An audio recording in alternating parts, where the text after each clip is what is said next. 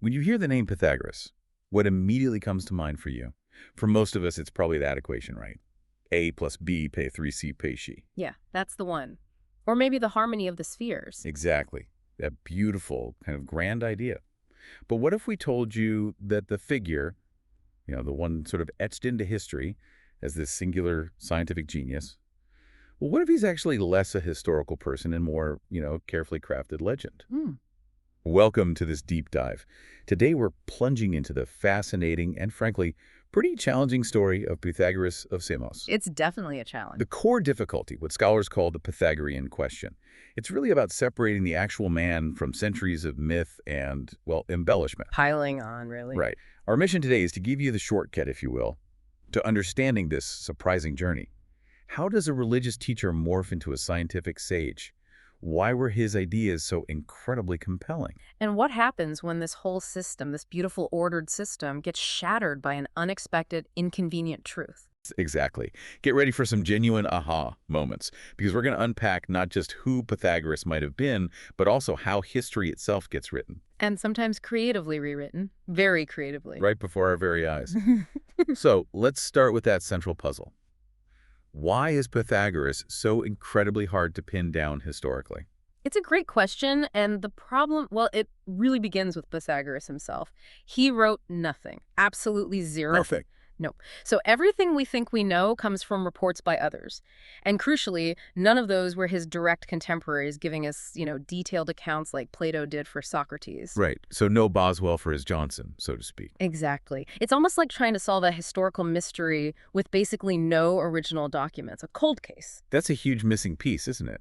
I mean, if he didn't write anything, where did all the stories come from then? Well, the most detailed biographies, the ones that really shaped his image for centuries, folks like Diogenes Laertius, Porphyry, Iamblichus, they weren't writing until the 3rd century CE. Wait, the 3rd century CE? Yeah. Think about that. That's a staggering 800 years after Pythagoras probably died. Yeah, 800 years. So by then, the actual historical person, whoever he was, had been almost entirely buried under what scholars call a hagiographical construct. Hagiographical, like saintly. Pretty much. He was presented as this semi-divine sage, the ultimate source from which all true Greek philosophy supposedly sprang. Even Plato and Aristotle's ideas, according to them. Okay, so it is like a massive game of historical telephone that went on for 8 centuries. That's a perfect way to put it. And it sounds like this veneration even led to outright forgery. Absolutely. This deep reverence wasn't just passive admiration. It came with the creation of a whole body of pseudepigrapha, that's forged writings, pretending to be these original texts that inspired later philosophers. Wow. Modern scholarship, particularly the really groundbreaking work by Walter Burkert, now uses this rigorous, critical method to try and cut through all that. How do they do that? They prioritize the earliest available evidence. Tiny fragments, sometimes just mentions from before this Neo-Pythagorean sort of hero worship took hold. So Xenophanes, Heraclitus, Herodotus, Plato, Aristotle. Okay, the earlier, closer sources. Right. But even those early sources are often hostile or really fragmented or clearly biased by their own philosophical agendas.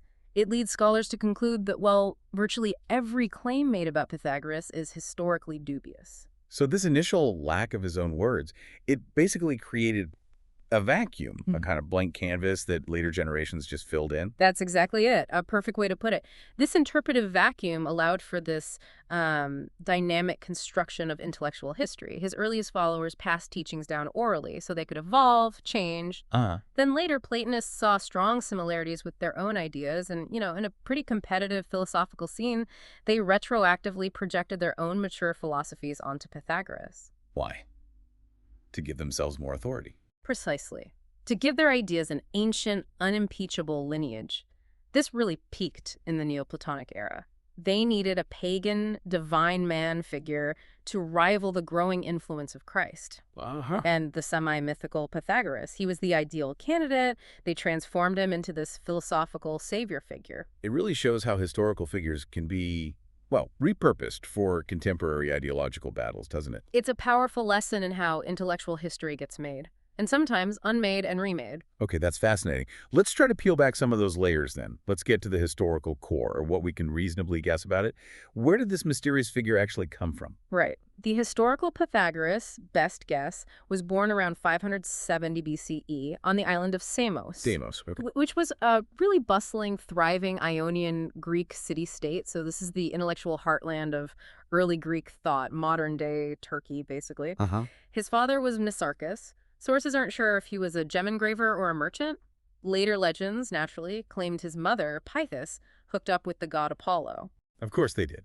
Made him semi-divine right from the start. You got it. Standard practice for legendary figures. So he was born into this vibrant Ionian tradition, the home of those early natural philosophers like Thales and Anaximander. Yeah. Did he follow in their footsteps, looking for, the basic stuff of the cosmos?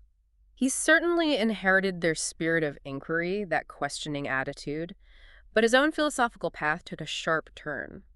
While they were looking for a single material principle, like water or air, Right. Pythagoras turned more inward, towards the formal, the spiritual, and importantly later for his school, the mathematical. Okay. And crucially, around age 40, maybe 530 BCE, he leaves Samos. He emigrates to Croton in southern Italy, what the Greeks called Magna Graecia, Greater Greece. Why the move? Was it like a philosophical pilgrimage, seeking new knowledge, or something else? It seems it was primarily political, an escape, really. An escape from what? Samos had fallen under the rule of a tyrant, Polycrates. Pythagoras' departure is pretty consistently framed as fleeing that oppressive regime around 538 BCE. Ah, okay, so direct experience with tyranny. Exactly. And that experience likely shaped his own ideas about a well-ordered society. It connects his philosophy directly to civic concerns. Interesting. What about those stories of him traveling to Egypt and Babylon, learning ancient wisdom? Yeah, those are probably later inventions, Yeah. designed to bolster his authority, make him seem like he possessed all this ancient secret knowledge. But they do reflect a genuine Greek admiration for those older civilizations. They saw them as sources of deep wisdom. Right. Okay, so he gets to Croton in southern Italy. And he founds his famous school. But it wasn't just like a university lecture hall, was it? It sounds like he had bigger plans. Oh, absolutely. It was way more than just an academic circle. He set up this renowned philosophical school, or brotherhood, but it functioned almost as an ethico-political academy. Ethico-political, so morals and power. Yes, with a sort of quasi-monastic structure. It was dedicated to a specific way of life, a bios, not just thinking about ideas. And he attracted a huge number of devoted followers from all social classes, apparently, and they wielded considerable political influence there in Croton. Okay, here's where it gets really interesting for me. Because it sounds like he wasn't just building a school, he was trying to build a society. Like a miniature ideal world based on his ideas. That's a great way to think about it. If you connect the dots, his emigration wasn't him retreating from the world. It was a strategic move. He relocated to a place where he could actually try to implement his vision of an ideal society. The philosopher king idea, almost. In a way, yeah. A genuine attempt to translate his metaphysical worldview, his ideas about order and harmony, into a concrete system of governance.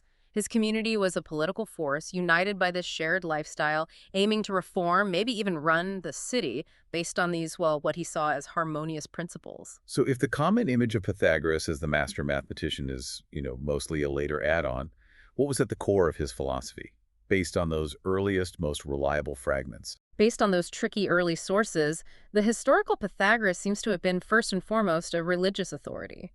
A founder of a unique way of life, this bios, his main focus appears to have been the fate of the soul, not mathematics or cosmology as we usually think of them. He was teaching people how to live, essentially. And the most solid teaching we can actually pin on him is metempsychosis, the transmigration of the soul. Yeah. It's not the theorem, is it? No, definitely not the theorem. But yeah, that seems to be his most distinctive and securely attested doctrine, the belief that the soul is immortal. And after death, it transmigrates. It moves into new forms.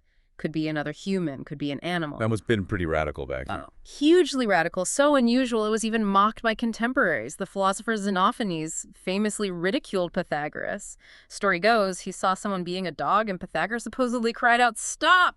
I recognize the voice of a deceased friend in that dog's yelp." Wow. Okay, so that's a huge departure from the typical Greek view of the afterlife, the sort of gloomy Homeric underworld. Absolutely, a complete break. By introducing metempsychosis, Pythagoras created this direct link between how you behave morally in this life and the quality of your next life. Oh, consequences. Exactly. Ethics suddenly had cosmic consequences. This new framework demanded a new way of living. The goal wasn't worldly glory anymore. It was spiritual purification catharsis to improve the soul's future lives. So philosophy for him was kind of a path to salvation. Precisely. What scholars call a soteriological practice, a practical path to save the soul from endless rebirth. So this Pythagorean bios was the practical application, the how-to guide for soul saving. What did that actually involve day to day? It was an ascetic regime, highly disciplined, all designed to purify the soul and eventually liberate it from this cycle of rebirth. Okay, like what? Key practices included strict dietary laws, most famously vegetarianism. Right, because of the whole transmigration thing. Harming an animal might be harming Uncle Bob. Basically, yeah. Stemming from this belief in the kinship of all living things, harming an animal could literally be harming a soul on its journey. Makes sense. And then there was that notorious and still kind of baffling prohibition against eating beans. Beans. Still scratching my head over that one. Any good theories? Tons of theories. Ritual purity, flatulence disrupting harmony, beans resembling embryos. Nobody knows for sure. It's one of those enduring Pythagorean mysteries. Okay, so no beans. What else? Beyond diet, followers observed a complex set of oral sayings called akusmata, things heard. These were like maxims or rules for daily conduct to maintain ritual and moral purity. Got it. Music also played a huge practical role. It wasn't just theory for them. It was a tool for like spiritual hygiene. How so? Used to calm passions or maybe arouse specific virtues, helping to align your inner state, your soul, with the harmony they believed existed in the cosmos. Wow. It is really crucial to grasp that for the historical Pythagoras, philosophy seems to have been much less about abstract theorems and much more about a lived spiritual transformation. That really does shift the perspective, doesn't it? Away from the blackboard and more towards, well, the soul. Now, okay, while Pythagoras himself was this religious teacher focusing on the soul and the bios, the school he founded obviously went hard into mathematics and cosmology. How did that evolution happen, and what did they actually discover? That's the key distinction, exactly. While the historical Pythagoras was likely focused elsewhere, the school he founded in Croton, that evolved into this incredibly sophisticated intellectual community. They made lasting contributions to math, music theory, cosmology. It's really to this school, the so-called Pythagoreans, as Aristotle calls them, that we should attribute most of the scientific and mathematical stuff we usually just label Pythagorean. So it was a group effort, a think tank almost. Very much a collective intellectual crucible, yeah. Within a very specific structure, though. Tell us about that brotherhood. It sounds intense. Was it like joining a monastery? It had elements of that, for sure. It was secretive, semi-monastic. New initiates supposedly had to observe a 5-year period of total silence. 5 years of silence. Yep. Just listening, absorbing the teachings before they could enter the inner circle, the mathematikoi, or learners, as later tradition called them. Though scholars debate how rigid that division really was early on. Wow. Yeah. They also practiced this radical form of communal living.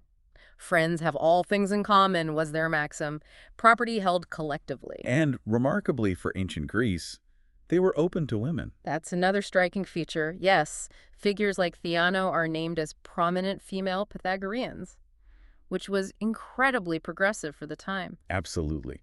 But this powerful, secretive group, they weren't just hiding away studying numbers, were they? They had real-world power. No, not at all cloistered. They became a potent political force in Magna Graecia. They established what some have called an aristocracy of the wise. An aristocracy of the wise. I like that. They genuinely tried to implement their philosophical ideals, order, harmony, proportion, into the actual governing of the city-states. But that didn't end well, did it? It sounds like that kind of elitist, secretive approach might rub people the wrong way. It absolutely did. Their interventionist, maybe authoritarian approach, combined with the intense secrecy, bred deep resentment among the wider population. And that resentment, it boiled over. It did, violently. There were anti-Pythagorean uprisings, a big one around 508 BCE, and then maybe an even more decisive wave around 450 BCE. Their meeting places were attacked, burned down. Many members were killed. Geez, what happened to Pythagoras himself? He was forced to flee Croton, ended up in Metapontum, another Greek city in Italy, and that's likely where he died. By about 400 BCE, the organized Pythagorean communities in Italy had been pretty much wiped out. A dramatic rise and fall. Politically, at least. So, okay. While the man was maybe more religious, the school really pushed this idea that all is number. What did that actually mean to them? Like, literally everything is made of numbers. That was the central metaphysical doctrine of the school, as far as we can tell, mostly through Aristotle's reports. All things are number. They believed principles of numbers were the actual principles of all existing things. The fundamental reality was numerical. So the cosmos was, like, quantifiable, proportional. Exactly. Even abstract concepts got numerical values. Justice was associated with the number 4, for instance, marriage with 5. Huh. How did they arrive at those? That part's often obscure, but they saw numerical relationships everywhere. Their whole cosmology was based on principles like limit, associated with odd numbers, and the unlimited, associated with even numbers. Their interaction created the ordered universe. And the tetractys, that famous triangle of dots. Ah, yes, the sacred tetractys. 10 dots arranged in a triangle, 1 plus 2 plus 3 plus 4 any few. For them, it symbolized the whole nature of number, the perfection of the decade, and the underlying structure of the cosmos. It was a deeply meaningful symbol. And this numerical worldview led to some pretty radical ideas about the cosmos itself, right? Like Philolaus kicking Earth out of the center. Exactly. Philolaus, a key Pythagorean thinker in the 5th century BCE, developed this revolutionary cosmology. He displaced Earth from the center. Whoa. So what was at the center? A central fire. And around this fire, 10 celestial bodies orbited. 10. Why 10? To fit the perfection of the tetractys. So you had the Earth, a mysterious counter-Earth we never see. The counter-Earth. Yeah, always hidden on the other side of a central fire. Then the moon, the sun, the 5 known planets, and the sphere of fixed stars. That makes 10. It had to be 10. That's commitment to a number. It is. And this led directly to the idea of the harmony of the spheres, or musica universalis. Ah, the cosmic music. Such a beautiful concept. A truly captivating idea. They believe the movement of these celestial bodies, orbiting at distances and speeds corresponding to musical ratios, produce this sublime, unheard music. The sound of the cosmos itself in perfect harmony. Unheard because we're just used to it. Or... Yeah, that was one explanation, yeah. We're immersed in it from birth, so we don't notice it, like living next to a waterfall. That's lovely. And their work in harmonics, actual music theory, must have felt like concrete proof of all this, right? Tangible evidence that math really did underpin reality. It was absolutely crucial, a huge breakthrough. They were apparently the first to demonstrate mathematically that the primary musical consonants, the octave, the perfect 5th, the perfect 4th, correspond to simple integer ratios of string length. Like 2.1 for the octave. Exactly. 2.1 for the octave, 3.2 for the 5th, 4.3 for the 4th. This was momentous. It was the first tangible, observable proof that the physical world had an underlying mathematical structure. It must have felt like unlocking a fundamental secret of the universe. It seems to confirm their entire worldview. Everything fits. Precisely. It all seems to click into place. And then, of course, the big one. The Pythagorean theorem itself. A plus b by the a plus b 20c decree. The thing everyone knows. Right. Now, the relationship itself, that specific ratio in right triangles, was known empirically by older civilizations. Babylonians, Egyptians, they used it for construction for millennia. Okay, so what was the Greek contribution? The Greek and likely Pythagorean contribution was the push for a generalized deductive proof, moving beyond just practical application to understanding why it's true, universally and necessarily, from measurement to mathematical theory. Ah, the proof. That's key. But here's the profound irony.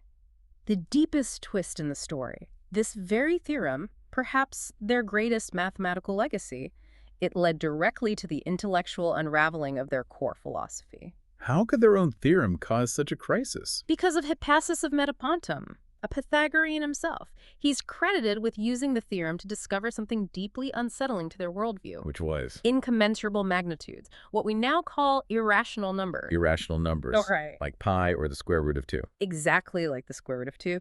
Hippasus apparently proved that the diagonal of a simple unit square whose length is 2, according to the theorem, cannot be expressed as a ratio of 2 whole numbers, no matter how hard you try. Okay, and why was that so bad? Seems like just a math thing. Because it was catastrophic for their core belief. Their entire cosmology, their metaphysics, was built on the idea that everything in the cosmos could be explained through the harmony of integers and their simple ratios. 1, 2, 3, 4. And the ratios between them.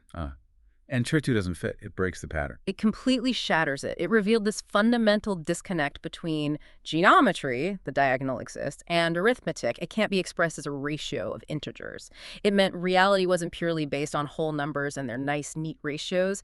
There was something irrational at the heart of things. That must have been horrifying for them. Legend has that they were so appalled, so terrified by this discovery that threatened their entire ordered worldview that they took Hippasus out on a boat and ground him to keep the secret from spreading. Oh, drowned for discovering therapy. That's intense. Whether it's true or not, it shows how deeply they felt it. It certainly highlights the perceived severity of the discovery. It struck at the very foundation of their system. So, thinking about this, it seems like both their political project and their core intellectual framework collapsed for kind of the same reason, didn't they? That's a fascinating parallel, isn't it? Yeah.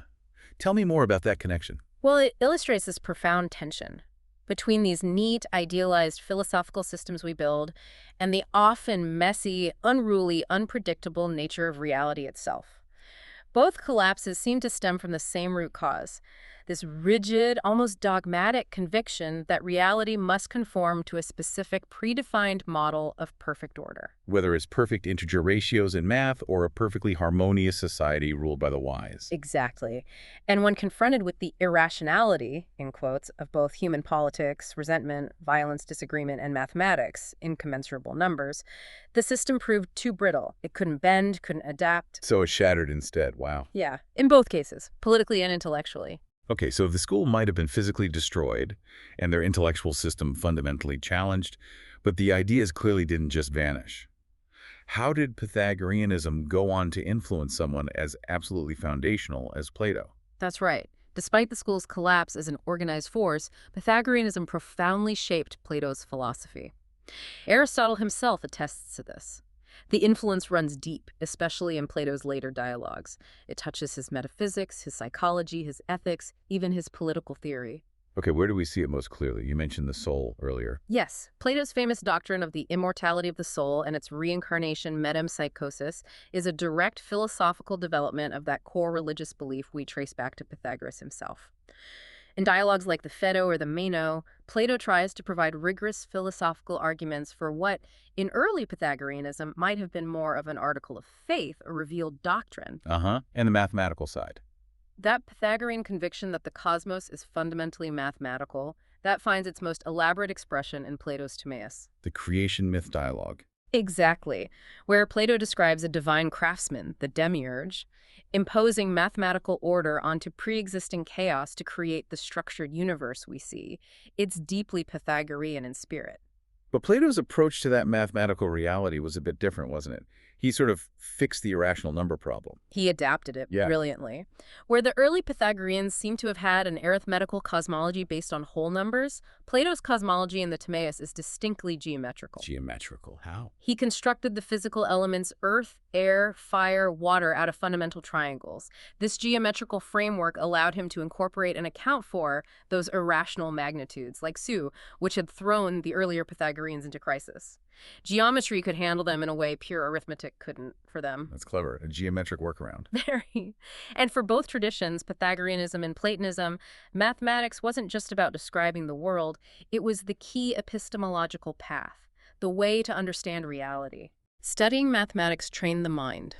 It turned the soul away from the deceptive, changing world of the senses and towards the eternal, unchanging, intelligible realm of the forms, for Plato, or the underlying numerical principles for the Pythagoreans.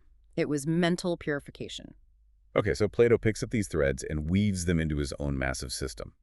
But if the historical Pythagoras was mainly this religious figure, how did the image of him as the master mathematician, the scientific genius, the one most people think of, survive and dominate for so long, centuries after his death? Right. The image of Pythagoras that really held sway for centuries, from late antiquity right through the Renaissance and even beyond, was largely, as we touched on, a legendary construct. It was meticulously crafted by later philosophers. When did that process really kick off? It seems to have begun in earnest with the Neopythagorean revival, starting around the 1st century BCE. Neo-Pythagoreanism, okay. These later figures systematically retrojected. They projected backwards in time philosophical doctrines from their own era, or from Plato and Aristotle, onto the figure of Pythagoras, claiming he thought of it all first. Basically, yes. Claiming that Plato's mature metaphysics, even Aristotle's logical categories, were originally derived from Pythagoras. They needed to establish this venerable, ancient lineage for their own philosophical schools. It gave them authority. And this was backed up by those fake texts, the pseudepigrapha. Precisely. This historical revisionism was supported by that large body of forged texts attributed to early Pythagoreans like Philolaus or Archytas, designed to look like the original sources that Plato and Aristotle supposedly drew upon. A concerted effort to rewrite intellectual history. You could say that. And this veneration really culminates in those three surviving biographies from the 3rd century CE that we mentioned earlier: Diogenes Laertius, Porphyry, and Iamblichus. Right. What were their takes? Well, Diogenes Laertius is more like a compiler, a doxographer. He preserves lots of conflicting anecdotes, often uncritically, a bit like a historical gossip columnist sometimes. Porphyry, a Neoplatonist, presented Pythagoras more as a rational philosopher, a direct precursor to Plato, trying to make him respectable to that tradition. And Iamblichus. You said he was the most extreme. Oh, by far. Iamblichus wrote the most hagiographical, the least historically reliable account. He really leaned into the divine nature, son of Apollo, miracle worker. The golden thigh. Bilocation. All that stuff. Having a golden thigh, being seen in 2 places at once. He portrayed Pythagoras as this philosophical savior figure, and many scholars think this was, at least partly, a conscious effort to create a pagan philosophical figurehead who could rival the growing influence and appeal of Jesus Christ in the Roman Empire. Wow. So Pythagoras became a sort of pagan alternative saint. In a way, yeah. This strategic construction, this myth-making, shows just how crucial establishing a venerable lineage was in these competitive intellectual climates. It allowed Neoplatonists to claim their philosophy wasn't just one school among many, but the authentic primordial Greek wisdom handed down from the divine Pythagoras himself. Okay, so for a huge chunk of history, we just accepted this grand legendary version of Pythagoras, the semi-divine mathematician sage.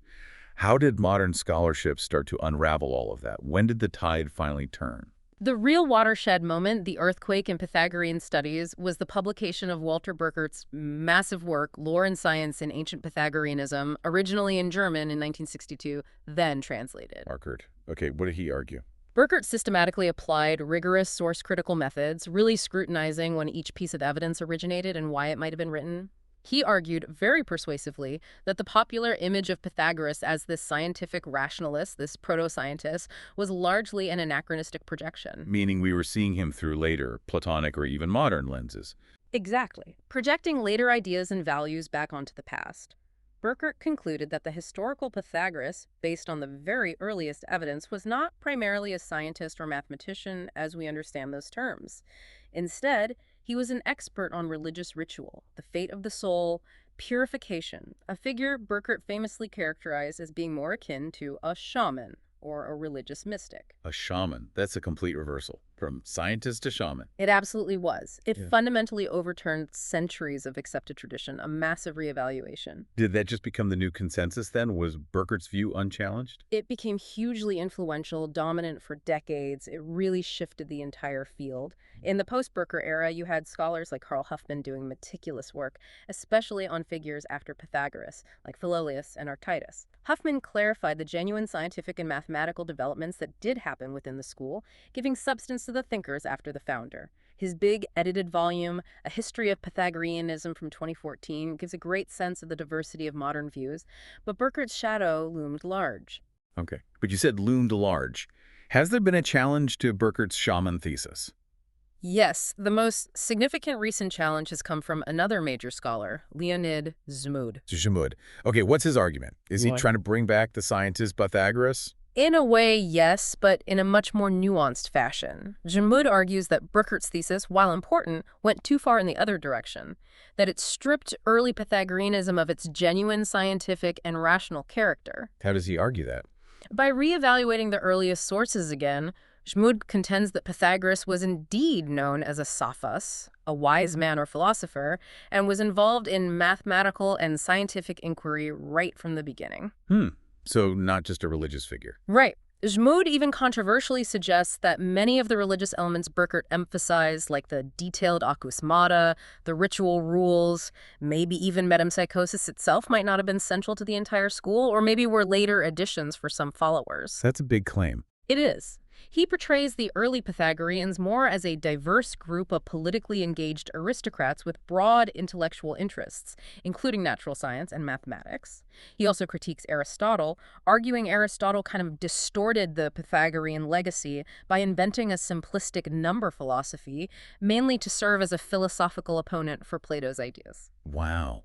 So the debate is still very much alive. It sounds like the way we've understood Pythagoras has been this constant back and forth, a kind of intellectual pendulum swing through history. Absolutely. You can see it almost like a Hegelian dialectic, if you want to get philosophical about it. Okay, lay it on me. You have the traditional legendary mathematician, that's the thesis. Then Burckert comes along with his powerful critique, establishing the religious shaman, the antithesis. Now, Asmud offers a counter-argument, re-emphasizing the scientist-philosopher, maybe a counter-antithesis, Getting into leading to where we are now, a complex synthesis. An understanding that acknowledges the multifaceted, contested nature of the evidence. It's a dynamic exploration of a really complex figure whose legacy was immediately and continuously developed in all sorts of directions by his followers, often way beyond whatever the founder himself might have taught or intended. That's a fantastic summary of the scholarship. So this deep dive, it's really revealed these two distinct figures coexisting under one name, hasn't It it? really has. There's the historical Pythagoras, who seems to emerge not as the master scientist of popular legend, but more as this charismatic religious innovator. His core contribution looks like the doctrine of metempsychosis, and this rigorous way of life, the bios, aimed at purifying the soul. Right.